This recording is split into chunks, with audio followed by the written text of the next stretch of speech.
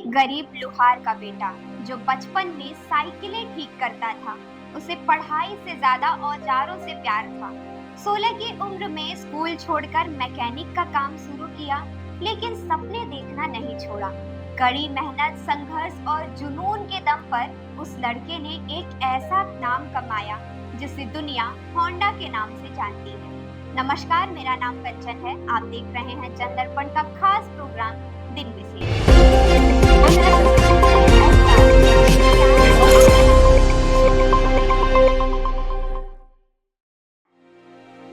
Tokyo की सड़कों पर एक छोटा लड़का सफाई करता नजर आता है। उसका नाम था सोइचिरो होंडा।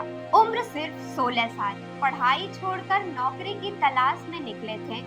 उन्हें टोक्यो की सोकाई कार कंपनी में सफाई का काम मिला, क्योंकि इतनी कम उम्र में मैकेनिक बनने का सपना एक मुश्किल सपना था। लेकिन होंडा ने कभी हार मानना नहीं सीखा था। उन्होंने कंपनी के मालिक से गुजारिश की कि उन्हें मैकेनिक का काम सीखने का मौका दिया जाए। उनकी मेहनत और लगन को देखते हुए उन्हें दूसरी ब्रांच में भेज दिया गया, जहां रेसिंग कारें तैयार होती थी। यहाँ रातों रात काम करते हुए सोइचिरो ने मैकेनिक के सारे गुण सीख लिए। और फिर आया 23 नवंबर 1924 का दिन, जब सोकाई कंपनी की रेसिंग कार ने जापान कार चैंपियनशिप में पहला स्थान हासिल किया। ये कार सोइचिरो के हाथों से तैयार की गई थी। इस जीत ने उन्हें टोक्यो में एक पहचान दिलाई और देखते ही देखते कंपनी की कई और शाखाएं खुल गईं। सिर्फ 21 साल की उम्र में सोइचिरो को एक ब्रांच की जिम्मेदारी दे दी गई थी। कुछ समय बाद सोइचिरो ने सोकाई कंपनी छोड़ दी और अपने गांव लौट आए। यहाँ उन्होंने अपनी खुद की कंपनी शुरू की, जिसमें सस्ते और टिकाऊ पिस्टन रिंग बनाने का काम किया। उनका सपना था बड़ी कंपनियों को अपने पिस्टन बेचना। जल्द ही उन्हें टोयोटा से एक बड़ा कॉन्ट्रैक्ट भी मिल गया। लेकिन इस बीच एक रेस के दौरान उनका बड़ा एक्सीडेंट हो गया, जिससे वो बुरी तरह घायल हो गए। अस्पताल में इलाज के दौरान उन्हें पता चला कि उनके बनाए पिस्टन क्वालिटी टेस्ट में फेल हो गए। उन्होंने टोयोटा का कॉन्ट्रैक्ट भी खो दिया। किस्मत ने फिर एक और झटका दिया, जब 1944 में दूसरे विश्व युद्ध के दौरान अमेरिकी हमले में उनकी फैक्ट्री जलकर राख हो गई। लेकिन सोइचिरो होंडा ने हार नहीं मानी।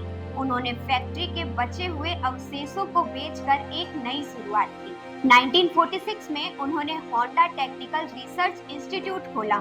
युद्ध के बाद जापान की अर्थव्यवस्था गिर चुकी थी। लोग पैदल या साइकिल से चलने को मजबूर थे। इस मौके को देखते हुए सोइचिरो ने एक छोटे से इंजन को साइकिल से जोड़कर एक नया कॉन्सेप्ट पेश किया।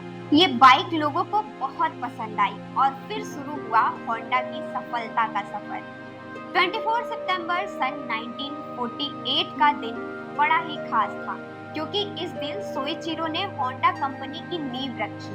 यानी ये वही दिन था जब होंडा कंपनी की स्थापना हुई। 1949 में उन्होंने अपनी कंपनी का नाम बदलकर होंडा मोटर्स रख दिया और पहली 2 स्टॉक इंजन्स बाइक लॉन्च की। इसके बाद सोइचिरो ने कभी पीछे मुड़कर नहीं देखा। 1961 तक उनकी कंपनी हर महीने 1 लाख मोटरसाइकिल बना रही थी और 1968 में ये संख्या बढ़कर 10 लाख हो गई। सोइचिरो होंडा का सफर सिर्फ मैकेनिक से लेकर ऑटोमोबाइल किंग बनने का नहीं था, बल्कि ये एक इंसान की अडिग मेहनत और कभी हार न मानने की प्रेरक कहानी थी। 5 अगस्त 1991 को दुनिया ने एक ऐसे व्यक्ति को खो दिया जिसने ऑटोमोबाइल की दुनिया में क्रांति ला दी थी। तो आपने इस कहानी से क्या सीखा? उम्मीद करती हूँ ये कहानी आपको बहुत पसंद आई होगी। ऐसे ही तमाम खबरों के लिए देखते रहिए जन दर्पण न्यूज़। धन्यवाद।